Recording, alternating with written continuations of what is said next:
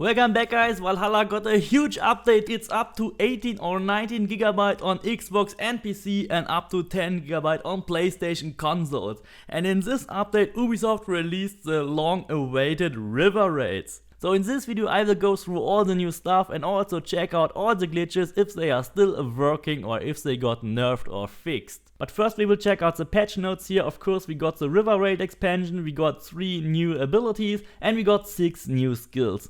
From the new abilities the battle cry looks most promising, and from the new skills only the fight ready looks really interesting, but we will come to that later in the video. Then it looks like they finally fixed the fabric bug after like 3 or 4 tries, and then further down we also see that the Nodens arc is no longer obtainable by save and reload. Instead now you have to use the regular method, which is using Excalibur and hit the rocks at sundown.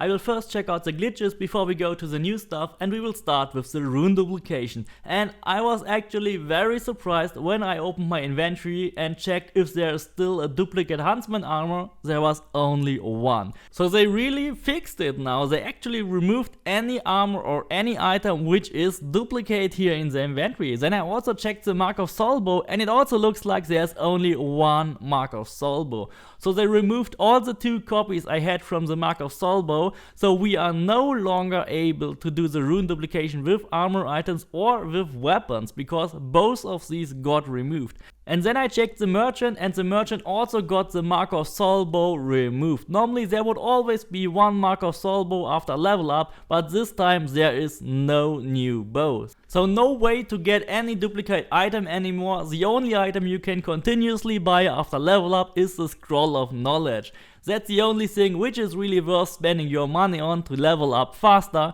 And speaking about money, I also checked the Beggar Raven glitch next. As you know, there are a couple of beggars here sitting in the city of London, and there are also some in other cities. And the beggar usually gave you a diamond rune every time you gave him 5 coins. Then you could simply call your raven, give him 5 coins again, and then you got another rune. That glitch was actually nerfed quite some time ago, where you got only a rune every 6th try. But after this update, after I gave him enough coins, then he suddenly started to give me a rune every 2nd try I gave him 5 coins.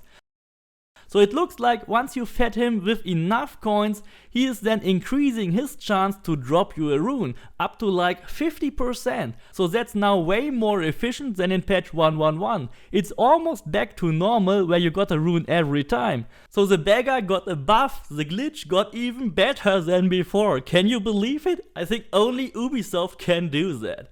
The only downside is that when you kill the beggar, you only get like 25 silver. I don't know why, it is way less than what I have spent on him, but the profit is still so huge. When you just sell all your runes, you get like thousands of silver in just a couple of minutes. So we lost the rune dupe, but we got a better money glitch, so we still have all the money in the world to buy all the scrolls of knowledge after every level up. No need to buy any XP booster, I can totally live with that. The next big thing of course is the Godmode Glitch, and as you know you could still do that when you played an Orlog game that was lying on the ground. For example the one here at the London docks, where you simply have to play the game and then forfeit and exit the game. And at the moment you could take back control over Ava, you could actually fast travel and be in God mode. But after this patch, this no longer works. And I believe it has something to do with the camera angles, because now the camera is not in a fixed position when you stand up as it was before. Now it can be on any position facing an Ava in any direction. So it's not a fixed animation anymore, and so it also fixes the Godmode glitch. When we warped to the Distrust area in Oxenfordshire, every enemy was always aware of me. So sadly the Godmode is finally patched. Then I also wanted to know if any of our great farming spots got nerfed in any kind of fashion, and it looks like that the iron spot here in Oxenfordshire at the cistern tower is still totally working. You will still get the same amount of iron as before. So I also checked Hamptonshire, there are still the wild boars roaming around. You will get 50 leather per every boar you kill, so that's an easy 1000 leather you can collect every time you go there. And of course the titanium in Winchester and Lincoln is also still there. You can collect every titanium in Lincoln and Winchester as usual when you travel back and forth between these 2 cities. But now let's check out the real things that were added in patch 1.1.2. When you open your skill tree for the first time, you will be pointed to 6 new abilities, which you can get when you acquire 6 more ability points. But what I did is I just simply removed all my points, then I assigned the 6 new skills, and when I were done with that, I just reassigned automatically all the remaining skill points. So you can just get all these skills right away, you don't have to manually reassign anything. You will be only left with a couple of empty skill points in your assassin tree, which are really not important. With the assassin slide, you can actually slide into an enemy and then he's lying on the ground, you can stomp on him and kill him that way very easily. But it's not a major feature, I mean it's just one more thing which you can do in combat, but nothing so special. Fight ready is actually really useful, you get more adrenaline, so that makes sure that you get at least 1 adrenaline, so it's really good, but 1 adrenaline is also quite weak.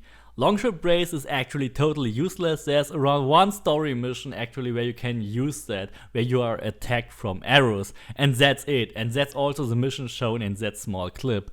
Getting more arrows with Arrow Looter is actually not so needed because you have enough arrows anyway. Then Power Stroke is nice, but not a major feature to get here. And the Assassin Carry is rather something I don't really need at all, because I don't have to carry and hide the bodies I assassinate. The game is so easy anyway.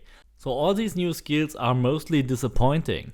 And that also applies for the new abilities. There's 1 new Hunter ability and 2 new melee abilities. I haven't unlocked them yet, but when we take a look at the changelog, there's a Berserker's Trap that attaches a trap to your arrow, spreading hallucination powder. So where in hell is that gonna be useful? Really, it is just ridiculous. But then the battle cry, that actually strengthens your character, so that can be really useful. But then the other one, shoulder bash, Eivor is hitting someone with his shoulder, pushing him back, and he deals damage by doing so. Wow, what a feature, I mean, come on. That's nothing we really need to have, and that's not a major ability at all. I wouldn't even call it an ability, that's embarrassing. So except for Battle Cry, these new abilities will be a total joke. Okay, let's just forget about the skills and abilities, we still have the new awesome river raids. And there will be a new building in your settlement, which is a river raid dock. I already did a couple of them just to check them out, and that's the map for the first locations here. I did like 6 or 7 of these raids. And the map is not much bigger than what's shown here on that screen. So once you filled it out, that will be your first river raid map, and there are only 3 maps.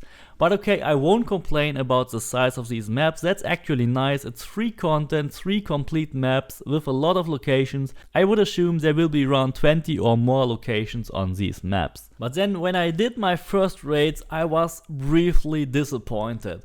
The first big chest I actually looted gave me a couple of rations. I mean, wow, that's a big chest and it only gave me some rations. The raids reuse all the common mechanics from the previous raids we had in the main game.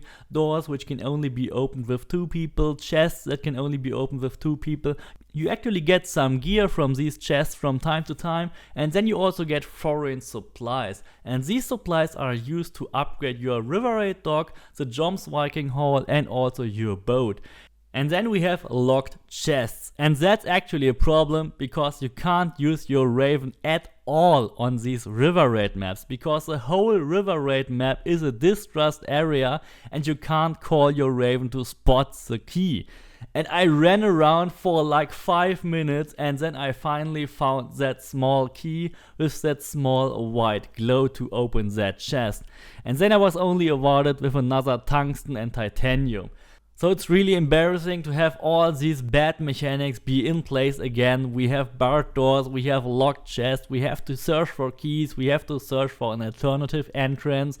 And what makes it even worse is that your ship has a very limited capacity to carry all that stuff. So once you've done like 2 or 3 raids, you actually have to return to your settlement to either upgrade your ship, your docks, or your Joms Viking Hall, and then you have to return to the river raid locations. Please don't get me wrong, but I simply don't understand the purpose of that add-on.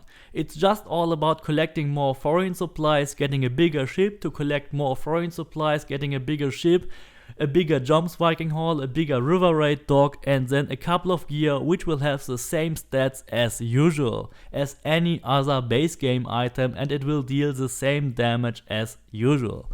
So the river raids are really boring, they just add new grinding mechanics to slowly upgrade new buildings and your ship, which you won't need for anything else than these raids anyway.